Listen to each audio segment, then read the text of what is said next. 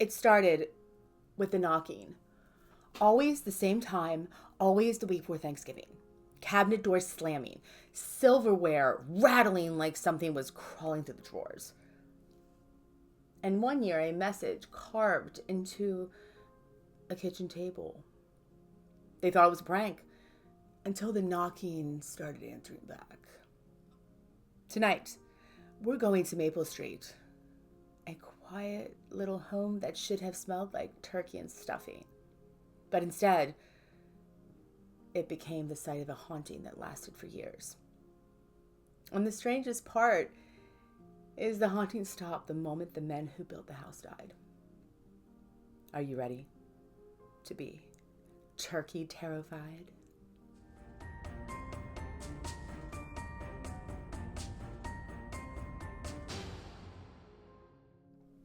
Hello there.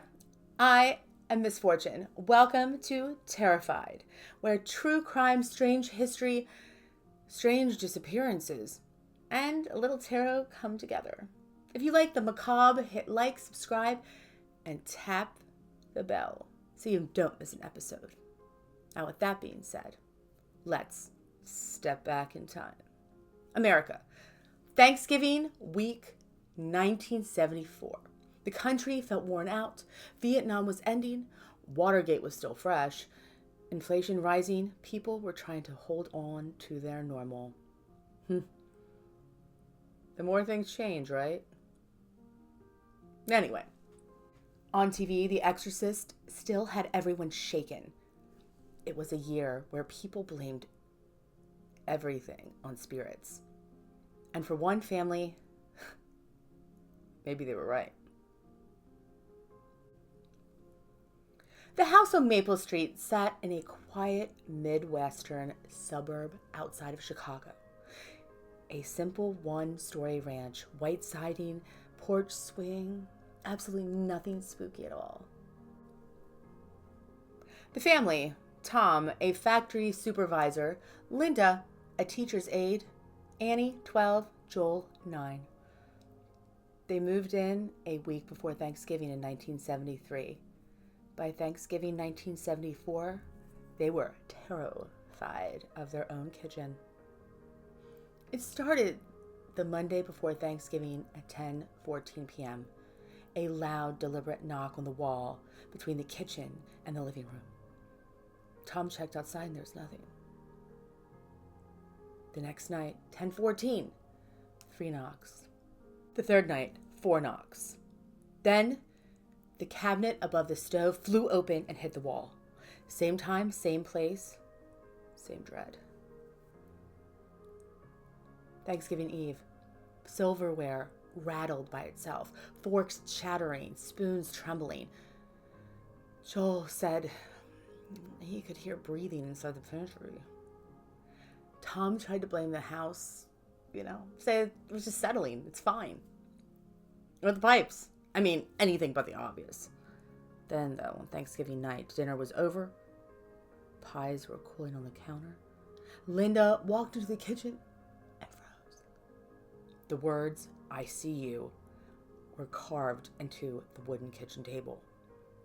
No chips, no sound, just a message. She screamed. The kids swore they didn't do it. Tom was visibly shaking. Then, at 10:14 p.m., the knocking returned. 4 slow knocks, almost satisfied. From 1974 to 1978, the knocking only happened during Thanksgiving week, always at 10:14 p.m. Cabinets slammed, cutlery rattled. A stack of plates once slid 3 inches across the table without tipping over. The dog refused to enter the kitchen after dark. Lights flickered only in that room. A priest came once. He refused to bless the house. He said, "It isn't demonic. It isn't natural." Then came 1978. The neighbor told Tom, the man who built this house, his name was Raymond Carter, he had suddenly died. He died on November 20th, the exact day the knocking usually began. And that year, for the first time, nothing happened. No knocks, no slams, no rattling. The haunting ended the same day the builder died. Theories? A residual haunting, energy that was playing in a loop. A poltergeist triggered by stress and adolescent energy. One builder theory that Raymond Carter was still checking on the home he loved. A hoax, no sign of trickery, no book deals. They moved away quietly and refused interviews for the rest of their lives. Now, let's pull some cards, shall we? Now, ooh, that was a weird jump. So I'm going to pull a couple cards and see the energy.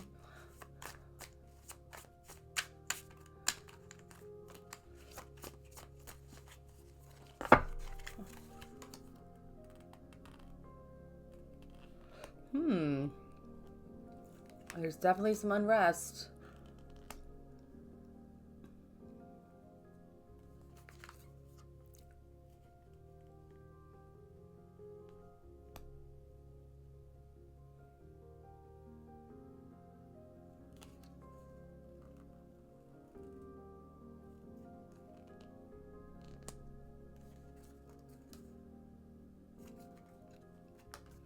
Well, let me take a look at these. Chained, holding on to something. I mean, I'm an intuitive tarot reader, so this is how I interpret the cards. But when I think about this case, about this haunting that just ended like it did, something tells me that there was something obviously holding on.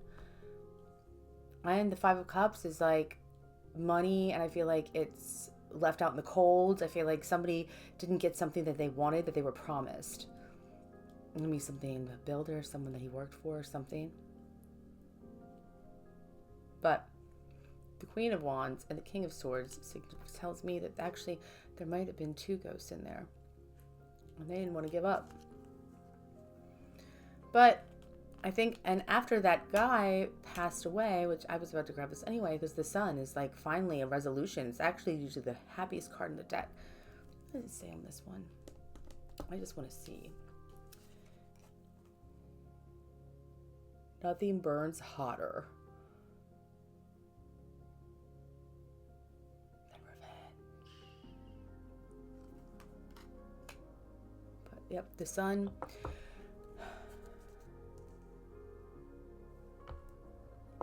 Three of Wands. Interesting. I think it's like moving on, going away. I think they just wanted to be seen. I think they wanted to be known. I think they wanted people to know who these ghosts. If there was, I definitely, of course, there was one, but there might have been two, and I do feel like there could have been a man and a woman, and they were stuck.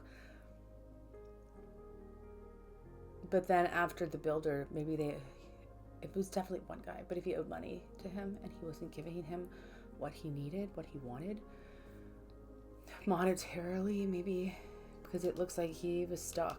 Something happened to that man, and he kind of he was trying to be heard, maybe getting some justice, but then justice never came because he really couldn't express what he needed to tell them.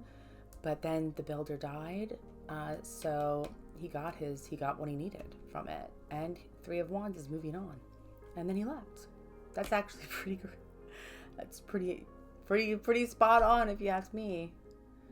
So that's what I get from these cards. I feel like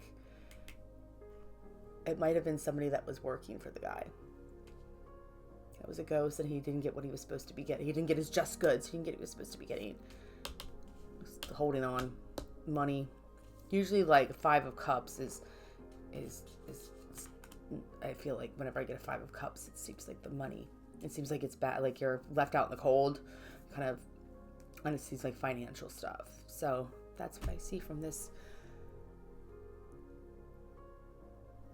tarot. But he did get his revenge. This is all he wanted. Well, he didn't get his revenge, but in death, at least, the builder did find him. The builder did find him. So the Sun, he got the Sun.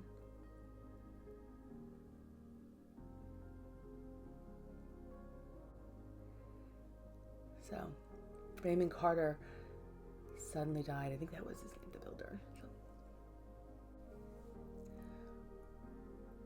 The Maple Street Poltergeist was never officially investigated. No documentation, no TV specials.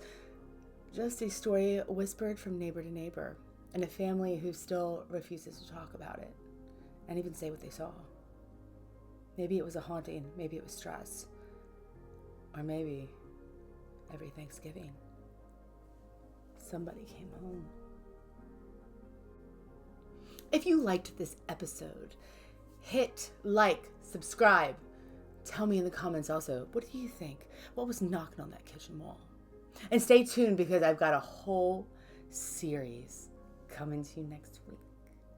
Stay curious, stay protected, and always